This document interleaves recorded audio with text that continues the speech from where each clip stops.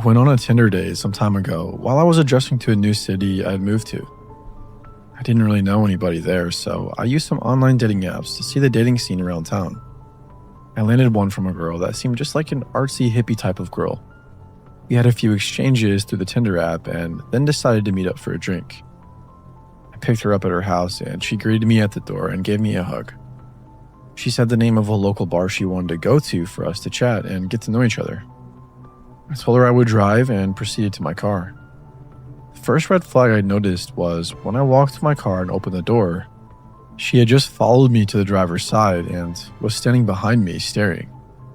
I looked at her blankly for about 15 seconds and asked if she was going to get in. She said, "Sure, I would love to," and went a long way to the passenger side around the back of the car. Since I had just met this girl, I figured she just maybe smoked some weed or something, as I had kind of gotten the vibe she was a bit of a stoner. As I was driving to the bar, she talked in a very low voice, almost as if she was trying to whisper. I'm not hard of hearing her or anything, but I had to ask her to repeat herself several times just so I could make out the full sentences she was saying. When we got to the bar, I made sure we got a seat closer to the back, away from most people, just so I could have a little quiet in order to hear. The conversations honestly carried on as normal from this point, and it was actually a fun time for the time being. We talked about different things we were interested in, and she did bring up that she did recreationally smoke weed and a few other tripping substances, like shrooms and such. I'm not much a fan of these, but it at least made me relax in the back of my mind to think maybe she was just high off weed, and that rationally explains some of the out there behavior. Granted, I had a few drinks at this point, so I was honestly not thinking straight. I asked her if she wanted to go to my place after drinks, and she agreed. When we got there, we had a few more drinks, and then she started talking about her jewelry. This is where it gets weird. She told me her jewelry was her big secret, and it defined her. When I asked her why it was so important, she said, "I'm actually Anastasia, and I was never killed in Russia. My jewelry is my link to my past." It was hard for me to take that seriously at this point with how much I drank, so I kind of challenged that statement using the little bit I knew about history. At this point, she freaked out and started yelling at the top of her lungs about how I don't respect ancestors in history. Then she got quiet and tiptoed right up to me and grabbed me by the neck. She then brought my face eye to eye with hers while still holding my neck. She says at this point, "I'm a shaman and I will curse you. My ancestors have destroyed many people and you do not respect that. You are from oppressive ancestors and they will be punished."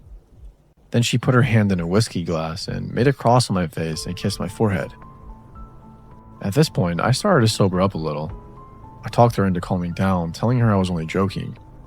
Then she slowly started getting back to normal. Then she started talking about her cat fetish. She tells me she has a list of people who she tames to act like cats. I'm not about judging people on their fetishes, so I listen.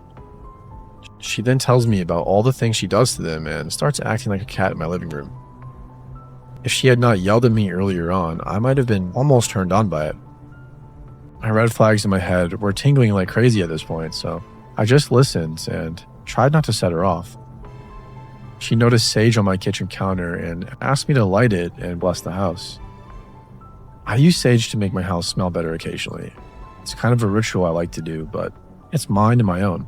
Something I take very personally and like to do myself. I tell her no, she can't light it, and that it's my thing to do on my own. She freaks out, telling me I'm a horrible human being and screaming all over the place. I told her I can take her home now, and she runs to the door and goes outside. As I get outside, she is screaming at the top of her lungs that I am a horrible person and I should go die. I tell her she can walk herself home then, and I go back to my place and lock the door. She then starts banging on the door hard in about 10 minutes, saying she left her phone in there. I grab her phone off the kitchen counter and open the door to hand it to her. She tries to barge inside and I block her with my forearm. She acts like she's about to punch me. Just hold my ground and tell her she's not coming in. She screams she wanted the whiskey bottle we were drinking from, and I told her hell no because I paid for the damn thing. I slam the door at that point and lock it. I hear her bang on the door for a minute, then her footsteps going down the stairs.